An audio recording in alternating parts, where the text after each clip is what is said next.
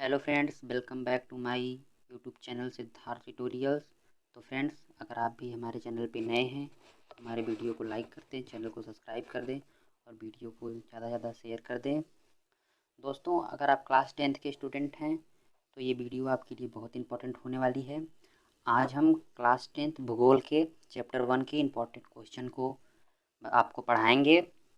दोस्तों, इस वीडियो में हम चैप्टर 1 के बहुविकल्पीय तथा अति लघुत्तरीय प्रश्नों को पढ़ेंगे। तो चलिए दोस्तों, अब हम इस वीडियो को शुरू करते हैं। तो जो आज का हमारा पहला बहुविकल्पीय प्रश्न है वो है, भूमि एक संसाधन है। तो इसके ऑप्शन हैं प्राकृतिक, मानव निर्मित, सौर ऊर्जा से निर्मित, इनमें से कोई नहीं।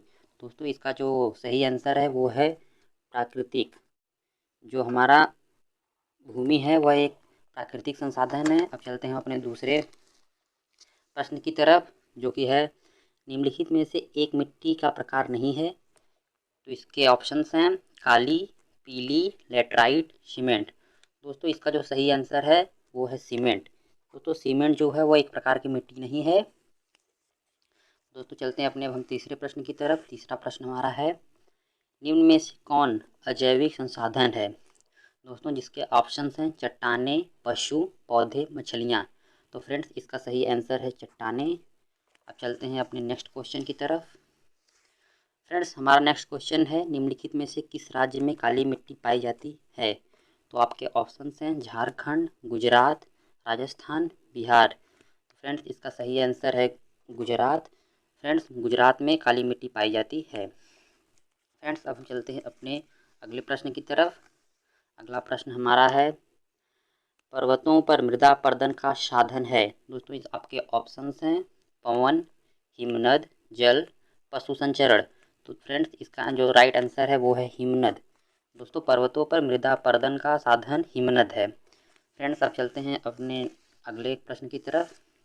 अगला प्रश्न हमारा है, लाल पीली मिट्टी पाई जाती है दक्कन के पठार में, मालवा प्रदेश में, ब्रह्मपुत्र घाटी में, थार रेगिस्तान में। तो फ्रेंड्स, हमारा जो इसका सही आंसर है वो है दक्कन के पठार में। फ्रेंड्स, अब हम चलते हैं अपने अगले प्रश्न की तरफ। तो फ्रेंड्स, हमारा अगला प्रश्न है, पंजाब में भूमि निम्नीकरण का मुख्य कारण क्या है। फ्रेंड्स, इसके ऑप्शंस हैं गहन खेती, वनोन्मूलन, अधिक सिंचाई, अति पशुचारण। तो फ्रेंड्स, इसका जो राइट आंसर है वो है अधिक सिंचाई। पंजाब में भूमि निम्नीकरण का मुख्य कारण है अधिक सिंचाई। फ्रेंड्स, अब हम चलते हैं अपने अगले क्वेश्चन की तरफ। निम्नलिखित में से कौन सा नवीकरण योग्य साधन नहीं है।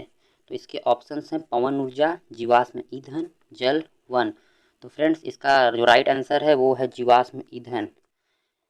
अब चलते हैं फ्रेंड्स हम अपने अगले प्रश्न की तरफ। हमारा अगला प्रश्न है, कपास की खेती के लिए कौन सी मृदा उपयुक्त है। तो फ्रेंड्स, आपके ऑप्शंस हैं काली मृदा, लाल मृदा, जलोढ़ मृदा, लेटराइट मृदा। तो फ्रेंड्स, जो हमारी कपास की खेती के लिए सबसे उपयुक्त मिट्टी है वो है काली मिट्टी। फ्रेंड्स, आज का जो हमारा बहुविकल्पी प्रश्न है यहीं पर समाप्त होता है। अब हम आपको बताते हैं अति लघुत्तरीय प्रश्न। फ्रेंड्स, जो हमारा आज का अति लघुत्तरीय प्रश्न है उसका पहला प्रश्न है, भारत में सबसे अधिक कौन सी मिट्टी पाई जाती है, इसका निर्माण किस प्रकार होता है। तो फ्रेंड्स, भारत में सबसे अधिक जलोढ़ मिट्टी पाई जाती है। इसका निर्माण नदियों द्वारा लाए गए अवसादों से हुआ है। यह बहुत अधिक उपजाऊ तथा गहन कृषि योग्य है। फ्रेंड, जो भारत में सबसे अधिक पाई जाने वाली मिट्टी है वो है जलोढ़ मिट्टी। इसका निर्माण नदियों द्वारा लाए गए अवसादों से हुआ है। यह बहुत ही उपजाऊ, दोस्तों, ये जो मिट्टी होती है ये बहुत ही उपजाऊ होती है तथा यह गहन कृषि के योग्य होती है। जो हमारी ये जलोढ़ मिट्टी है यह गहन कृषि के योग्य है। तो फ्रेंड्स, अब हम चलते हैं अपने अगले क्वेश्चन की तरफ। तो हमारा अगला क्वेश्चन है, किन आधारों पर भारत की मृदाओं को बांटा जा सकता है। तो फ्रेंड्स, हमारा प्रश्न है कि किन आधार पर भारत की मृदाओं को बांटा जा सकता है। तो इसका हम दोस्तों आंसर देखते हैं। मृदा बनने की प्रक्रिया को निर्धारित करने के लिए तत्वों, रंग, गहराई, गठन, आयु व रासायनिक और भौगोलिक गुणों के आधार पर भारत की मृदा को अनेक भागों में बांटा गया है।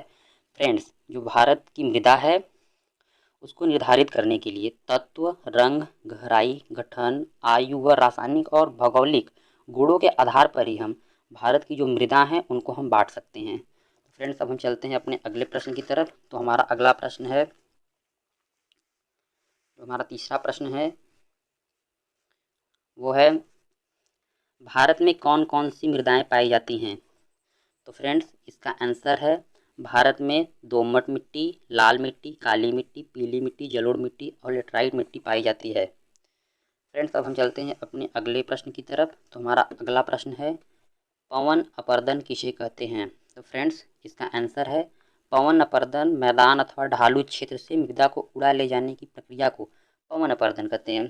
फ्रेंड्स पवन अपरदन क्या होता है एक बार आपको मैं फिर से बता देता हूँ। जो हमारा पवन अपरदन है वो है पवन द्वारा मैदान अथवा ढालू क्षेत्र से मृदा को उड़ा ले जाने की प्रक्रिया को ही हम पवन अपरदन कहते हैं। तो फ्रेंड्स आप समझ चुके होंगे कि पवन अपरदन किसे कहते हैं। अब हम चलते हैं आज के अपने लास्ट प्रश्न की तरफ, जो कि है हमारा 3 राज्यों के नाम लिखिए, नाम बताइए जहाँ काली मृदा पाई जाती है, इस पर मुख्य रूप से कौन सी फसल उगाई जाती है। तो फ्रेंड्स हमारा प्रश्न है कि भारत के 3 ऐसे राज्यों के नाम बताइए जहाँ पर काली मिट्टी पाई जाती है तथा इस मिट्टी पर कौन सी मुख्य फसल उगाई जा सकती है, हमारा ये प्रश्न है। तो चलिए अब हम इसके आंसर को पढ़ लेते हैं। काली मृदा का रंग काला होता है। तो फ्रेंड्स जो हमारी काली मृदा है उसका रंग काला होता है, इसे रेंगर मृदा भी कहते हैं। फ्रेंड्स काली मृदा को हम रेंगर मृदा के नाम से भी जानते हैं। यह लावाजनक शैलों से बनती है। फ्रेंड्स जो ये काली मृदा है यह लावाजनक शैलों से बनती है। यह मृदा महाराष्ट्र, मध्य प्रदेश, छत्तीसगढ़ के पठार में पाई जाती है। फ्रेंड्स जो हमारी काली मिट्टी है यह भारत के महाराष्ट्र राज्य, मध्य प्रदेश राज्य तथा छत्तीसगढ़ राज्य के पठार में पाई जाती है। यह मृदा कपास की खेती के लिए उचित समझी जाती है। फ्रेंड्स जो हमारी काली मृदा है वह कपास की खेती के लिए उचित समझी जाती है। तो फ्रेंड्स अब हम आपसे मिलते हैं अगले वीडियो